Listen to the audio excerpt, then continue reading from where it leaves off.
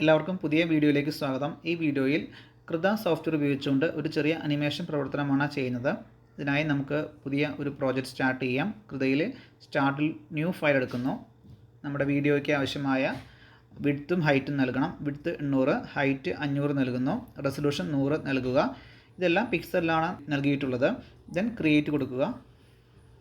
ഇപ്പോൾ നമ്മുടെ ക്യാൻവാസ് തയ്യാറായി കഴിഞ്ഞിട്ടുണ്ട്. ഈ ക്യാൻവാസിലെ ബാക്ക്ഗ്രൗണ്ട് ലെയർ സെലക്ട് ചെയ്യുന്നു. ബാക്ക്ഗ്രൗണ്ട് എപ്പോഴും ലോക്കായിരിക്കും. ഈ ലോക്ക് ഒന്ന് ക്ലിക്ക് ചെയ്ത് ഓപ്പൺ ആക്കുക. അതിനുശേഷം ടൂൾ ബോക്സിലെ ഫിൽ എ കണ്ടിന്യൂസ് ഏരിയ അല്ലെങ്കിൽ ഫിൽ ടൂൾ എടുക്കുന്നു.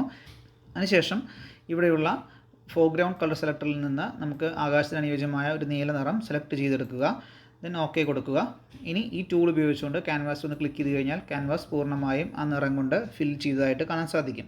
ഇനി നമുക്ക് ചലിക്കേണ്ട മേഘം വരച്ച് ചേർക്കാം. അത് പെയിൻറ്റ് ലെയറിൽ 1ലാണ് നമ്മൾ വരയ്ക്കുന്നത്. അപ്പോൾ അതിന് മുമ്പായിട്ട് സെറ്റിങ്സിൽ പോയി ഡോക്കേഴ്സിൽ നിന്ന് അനിമേഷൻ ടൈം ലൈൻ ഓപ്പൺ ആക്കിയിടുക. ഇപ്പോൾ താഴെ അനിമേഷൻ ടൈം ലൈൻ വന്നതായിട്ട് കാണാം.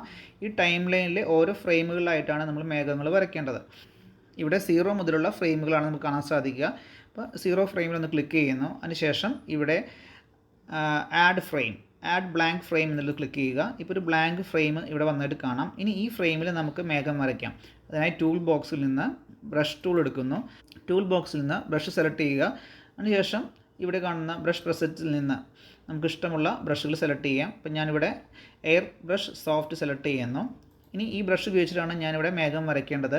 അതിന് വേണ്ടിയിട്ട് എനിക്ക് വെള്ള നിറമാണ് ആവശ്യമായിട്ടുള്ളത്. നിറങ്ങൾ ഞാനിവിടെ നിന്ന് സെലക്ട് ചെയ്ത് വെള്ള നിറം സെലക്ട് ചെയ്യുന്നു. ഇനി ഇപ്പോൾ വെള്ള നിറം എൻ്റെ ബ്രഷിന് ഇപ്പോൾ വെള്ള നിറമായിട്ടുണ്ട്. ഇനി ഇവിടെ നമുക്കത് വരച്ച് ചേർക്കാം. അപ്പോൾ ഞാനൊരു മേഘത്തിൻ്റെ ഷേപ്പിൽ ഒന്ന് ബ്രഷ് ഉപയോഗിച്ച് മൗസ് കൊണ്ട് ക്ലിക്ക് ചെയ്ത് തയ്യാറാക്കിയെടുക്കുകയാണ്. ഓക്കെ, അപ്പോൾ ഏകദേശം ഒരു മേഘം പോലെ നമ്മൾ തയ്യാറാക്കിയെടുത്ത് കഴിഞ്ഞിട്ടുണ്ട്. അപ്പോൾ ഇത് നമ്മുടെ പെയിൻറ്റ് ലെയർ 1ലെ ഒന്നാമത്തെ ഫ്രെയിമിലാണ് ആഡ് ചെയ്തിട്ടുള്ളത്. ഓക്കെ, ഇനി നമ്മുടെ ടൂൾ ബോക്സിലെ മൂവ് ടൂൾ ഉപയോഗിക്കാം. മൂവ് ടൂൾ ഉപയോഗിച്ച് ഈ മേഘത്തെ ഒന്ന് ഈ സൈഡിലേക്ക് നീക്കി വയ്ക്കാം. ഓക്കെ, അപ്പോൾ 0 എന്ന ഫ്രെയിമിൽ മേഘത്തിൻ്റെ സ്ഥാനം കറക്റ്റായിട്ടുണ്ട്. ഇനി ഓരോ ഫ്രെയിമുകളിലും ഇവയെ ഉൾപ്പെടുത്തി ഇതിൻ്റെ സ്ഥാനം തുടർച്ചയായിട്ട് നീക്കി വയ്ക്കാം. അതിനായിട്ട് ഇപ്പോൾ നമ്മൾ വരച്ച ഫ്രെയിം സെലക്ട് ചെയ്ത് റൈറ്റ് ക്ലിക്ക് ചെയ്ത് കോപ്പി ഫ്രെയിംസ് എടുക്കുന്നു. അതിനുശേഷം അതിന് തൊട്ടുള്ള ഒന്നാമത്തെ ഫ്രെയിം സെലക്ട് ചെയ്ത് റൈറ്റ് ക്ലിക്ക് ചെയ്ത് പേസ്റ്റ് കീ ഫ്രെയിം കൊടുക്കുന്നു. ഇപ്പോൾ 0 എന്ന ഫ്രെയിമിലും 1 എന്ന ഫ്രെയിമിലും മേഘം ഉണ്ട്. ഈ മേഘത്തിൻ്റെ സ്ഥാനം നമുക്ക് മൗസ് പോയിൻ്റർ ഉപയോഗിച്ച് നീക്കി വയ്ക്കാവുന്നതാണ്. ഞാനിവിടെ ഒരേപോലെ നീങ്ങുന്നതിന് വേണ്ടിയിട്ട് ഒന്ന് സെലക്ട് ചെയ്ത ശേഷം ഷിഫ്റ്റ് പ്രസ് ചെയ്ത് റൈറ്റ് ആരോ ക്ലിക്ക് ചെയ്ത് സാവധാനം നീക്കി വയ്ക്കുന്നു.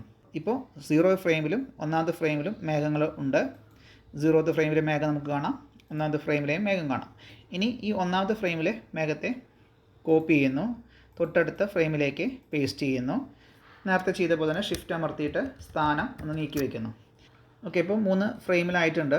ഇപ്പോൾ നമ്മൾ ചെയ്യുമ്പോൾ ഇതിൻ്റെ തൊട്ട് മുമ്പും അതിന് ശേഷമുള്ള ഇമേജുകൾ കാണണമെങ്കിൽ ഇതേ ലെയറിലുള്ള ഈ പെയിൻറ്റ് ലെയറിലുള്ള ഈ ഒണിയൻ സ്കിൻസ് എന്ന ഓപ്ഷൻ ഓൺ ആക്കുക.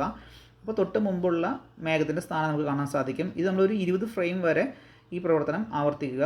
ഇപ്പോൾ ഞാൻ ഇവിടെയുള്ള 3ാമത്തെ ഫ്രെയിമിൽ നിന്ന് ഇതിനെ കോപ്പി ചെയ്യുന്നു. ശേഷം 4ാമത്തെ ഫ്രെയിമിലേക്ക് പേസ്റ്റ് ചെയ്യുന്നു. ഓക്കെ, അപ്പോൾ നമുക്ക് 4ാമത്തെ ഫ്രെയിമിൽ ഇപ്പോൾ പിക്ചറുണ്ട്. അതിൻ്റെ സ്ഥാനം ഒന്ന് നീക്കി വയ്ക്കണം. ഷിഫ്റ്റ് അമർത്തിയിട്ട് നീക്കി വെച്ചു. ഓക്കെ, ഇപ്പോൾ 0, 1, 2, 3. ഓക്കെ, ഇങ്ങനെ ഈ 4 ഫ്രെയിമുകളിലായിട്ട് നമുക്ക് ചിത്രമുണ്ട്. ഇപ്പോൾ നമുക്ക് എക്സാമ്പിൾ ഇപ്പോൾ 3ാമത്തെ ഫ്രെയിമിൽ ഒന്ന് ക്ലിക്ക് ചെയ്ത് കഴിഞ്ഞാൽ അതിൻ്റെ തൊട്ട് മുമ്പുള്ള ക്ലൗഡിൻ്റെ ചിത്രവും അതിന് ശേഷമുള്ള ക്ലൗഡിൻ്റെ ചിത്രവും നമുക്കൊരു ഒരു നിഴൽ പോലെ നമുക്ക് ഇവിടെ കാണാൻ സാധിക്കും. തൊട്ട് മുമ്പുള്ളത് റെഡായിട്ടും അതിന് ശേഷമുള്ളത് ഒരു ലൈറ്റ് ഗ്രീനായിട്ടുമാണ് നമുക്ക് കാണാൻ സാധിക്കുക. നമ്മളിപ്പോൾ ഈ 4ാമത്തേൽ നിന്ന് വീണ്ടും ഇത് കോപ്പി ചെയ്യുന്നു, 5ാമത്തേലേക്ക് പേസ്റ്റ് ചെയ്യുന്നു. അതിൻ്റെ സ്ഥാനം നമ്മൾ ഷിഫ്റ്റ് ഉപയോഗിച്ചിട്ട് സാവധാനം നീക്കി വയ്ക്കുന്നു. നിങ്ങൾക്ക് മൗസ് ഉപയോഗിച്ച് പെട്ടെന്ന് നീക്കി വയ്ക്കണമെങ്കിൽ നീക്കി വയ്ക്കാം. പക്ഷേ അപ്പോൾ അതൊരു സ്മൂത്തായി പോകുന്നൊരു എഫക്റ്റ് കിട്ടില്ല. നമുക്കിനി 20 ഫ്രെയിം വരെ ഈ പ്രവർത്തനം ആവർത്തിക്കാം.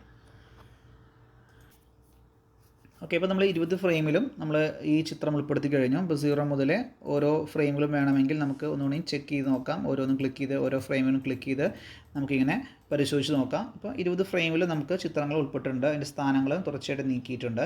ഇനി ഇതിൻ്റെ അനിമേഷൻസ് ഒന്ന് സെറ്റ് ചെയ്യാം. അതിന് വേണ്ടിയിട്ട് ഇവിടെ ടൈം ലൈനത്തിനുള്ള അനിമേഷൻ സെറ്റിങ്സ് മെനു എടുക്കുക. ഇവിടെ സ്റ്റാർട്ട് 0ലാണ്, എൻഡ് നമ്മൾ ചെയ്യുന്നത് 20ാമത്തെ ഫ്രെയിം ആയതുകൊണ്ട് ഇവിടെ 20 എന്ന് കൊടുക്കുക. അതിനുശേഷം ഫ്രെയിം റേറ്റ് 24 ആണ്, ഞാനിവിടെ 12 ആണ് കൊടുക്കുന്നത്. ദെൻ നമുക്കിത് ഒന്ന് സേവ് ചെയ്യാം. ആദ്യമായിട്ട് ഈ പ്രൊജക്റ്റ് ഒന്ന് സേവ് ചെയ്യാം. ഫയലിൽ പോയി സേവ് ആസ് എടുക്കുന്നു. അപ്പോൾ ഞാനിവിടെ എൻ്റെ ലാപ്ടോപ്പിലെ ഡെസ്ക്ടോപ്പിൽ തന്നെ സേവ് ചെയ്യാം. ഡെസ്ക്ടോപ്പിൽ ഞാൻ ക്ലൗഡ് എന്ന പേരിൽ ഒന്ന് സേവ് ചെയ്യുന്നു. ഓക്കെ, ഇപ്പോൾ ഇതൊരു പ്രൊജക്റ്റായിട്ടാണ് സേവ് ആയിട്ടുള്ളത്. നമുക്കിനി റെൻഡർ ചെയ്ത് ഒരു അനിമേഷനായിട്ട് സേവ് ചെയ്യണം. ഓക്കെ, ഇത് വർക്ക് ചെയ്യുന്നത് നോക്കാം. അതിന് വേണ്ടിയിട്ട് ഈ അനിമേഷൻ ടൈം ലൈനിലുള്ള ഈ പ്ലേ ബട്ടൺ ഒന്ന് ക്ലിക്ക് ചെയ്ത് നോക്കാം.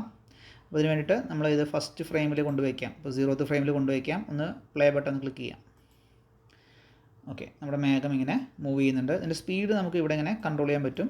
സ്പീഡ് നമുക്ക് ഇവിടെ ഇങ്ങനെ കൺട്രോൾ ചെയ്ത് ചെക്ക് ചെയ്ത് നോക്കാൻ പറ്റും. ഓക്കെ, നമുക്കിനി ഈ വീഡിയോ നമ്മളൊരു വീഡിയോ ഫോർമാറ്റിലേക്ക് എക്സ്പോർട്ട് ചെയ്തെടുക്കാം. അതിനുവേണ്ടി ഫയലിൽ പോകുന്നു, റെൻഡർ അനിമേഷൻ കൊടുക്കുക. അപ്പോൾ ഇവിടെ ഇമേജ് സീക്വൻസ് ഉണ്ടാവും, വീഡിയോ ഉണ്ടാവും. നമുക്ക് വീഡിയോ ആയിട്ടാണ് വേണ്ടത്, അതുകൊണ്ട് വീഡിയോ ഓപ്ഷൻ കൊടുക്കുന്നു.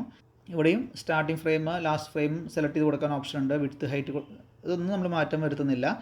അതുപോലെ വീഡിയോ ഫോർമാറ്റ് ഇവിടെ MPEG-4 വീഡിയോ ആണ്. നമുക്ക് MPEG-4 വീഡിയോ എന്ന ഫോർമാറ്റ് തന്നെയാണ് വേണ്ടത്. അതുപോലെ വീഡിയോ സേവ് ചെയ്യുന്ന ലൊക്കേഷൻ നമുക്കിവിടെ കൊടുക്കാം. ഞാനിവിടെ ഡെസ്ക്ടോപ്പിലേക്ക് തന്നെ കൊടുക്കുന്നു. cloud.mp4 എന്ന പേരിൽ തന്നെ ഇത് സേവ് ആവട്ടെ. ശേഷം ഞാൻ ഓക്കെ കൊടുക്കുന്നു. ഓക്കെ, നിമിഷ നേരം കൊണ്ട് തന്നെ ഇതിപ്പോൾ റെൻഡറിങ് കഴിഞ്ഞിട്ടുണ്ട്. ഇനി നമുക്ക് ഫയൽ ഒന്ന് വർക്ക് ചെയ്ത് നോക്കാം. ഓക്കെ, അപ്പോൾ ഫയൽ ഇതാ വർക്ക് ചെയ്യുന്നുണ്ട്. അപ്പോൾ ഇത്തരത്തിൽ നമുക്ക് ചെറിയ അനിമേഷൻസ് കൃത ആപ്ലിക്കേഷൻ ഉപയോഗിച്ചുകൊണ്ട് നമുക്ക് ചെയ്യാവുന്നതാണ്. അപ്പോൾ നമുക്ക് പുതിയ അനിമേഷനുകളായിട്ട് അടുത്ത വീഡിയോയിൽ കാണാം. Thank you.